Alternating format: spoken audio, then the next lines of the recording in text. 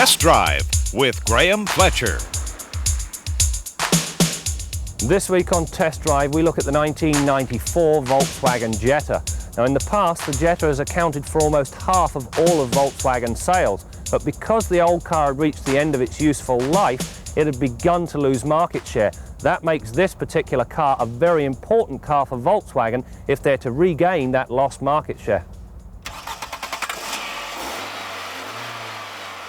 At the heart of any good car is a good engine, and the engine found in the Jetta is certainly that. Displacement is measured at 2 litres, with power being rated at 115 horses and 121 pounds-feet of torque. One of the things that differentiates this engine from the majority of the competition is the fact that it only has 8 valves rather than the usual 16. The advantage to this is that you have access to the torque at very low RPM. This means that throttle response is good right from the word go all the way up to the red line.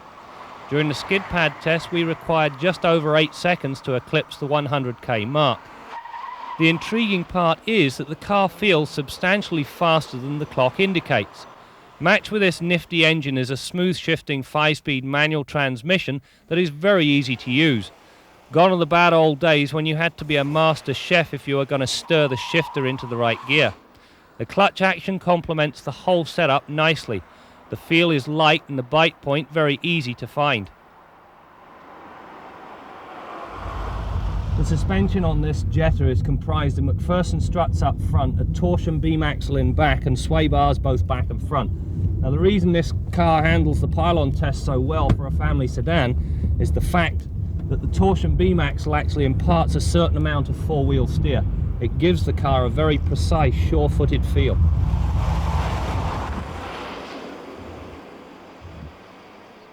Out on the open road, the suspension continues to do its thing very well. Not only is the feel solid, it is also very comfortable.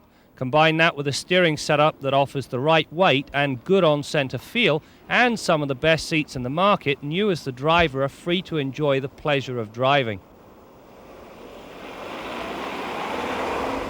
In some of the advertising Volkswagen are using for this new Jetta, they suggest that when it comes to safety, this car is not middle of the road. Well, I'd take issue with that statement, because while it's true they've got crumple zones front and rear, they've reinforced the side of the car for side impacts, they've missed the boat on 2 key elements on the base model. There's no airbags and there's no anti-lock brakes. They are available as options on the GL as our tester is. However, the cost of that package is $5,300. Add that to the GL car and you're looking at a vehicle that's over $22,000.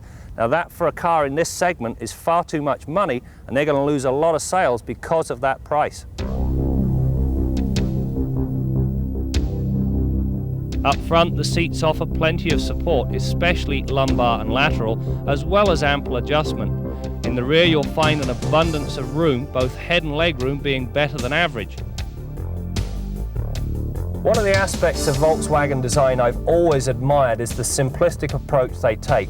There's a model set of analog instruments sitting right ahead of you. On either side of the column are the wipers and turn signals. The radio sits high enough in the dash that you can actually see it using peripheral vision, and the heater controls, because they're large and rotary, are very easy to use. A lot of other manufacturers could take a lesson in how to use a simplistic approach. One of the common complaints with compact cars is the size of the trunk.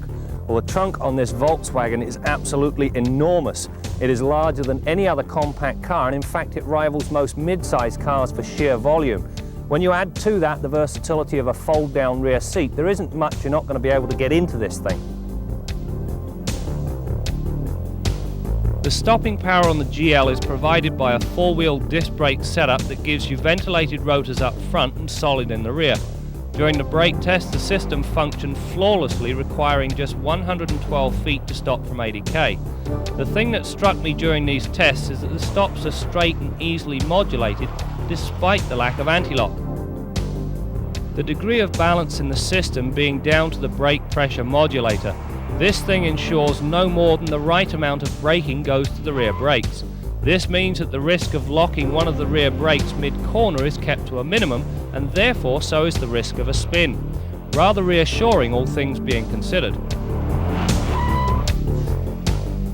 Well, that's it for this week's test drive. I think it's safe to say that this edition of the Jetta is vastly superior to the one it replaces. However, I remain convinced that the lack of airbags and anti-lock brakes on the base model is going to hurt their sales. If you're watching this on Facebook, make sure you like and share us, and also make sure you check out our ongoing contest to win lots of swag from Motoring TV and our sponsors. And if you're watching us on YouTube, please subscribe. 30 years of Motoring TV, a virtual automotive video goldmine at your fingertips.